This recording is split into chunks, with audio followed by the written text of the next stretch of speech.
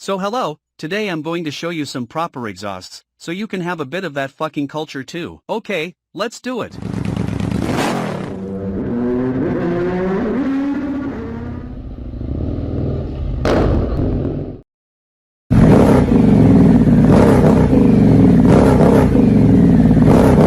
With the success of our other non-sport bike launches, Toast decided that it was time to start rolling out the line card for new products in the V2 market. Starting with Harley Davidson's new Pan America, dropping the crude muffler box assembly, and developing our coupler and catback system, opened up some top-end horsepower, and make this machine sing beautifully.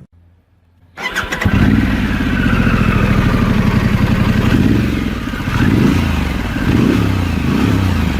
is IXIL Exhaust. Realize a significant weight reduction and a deep, sporty exhaust tone, designed specifically to fit right and look great on Pan America.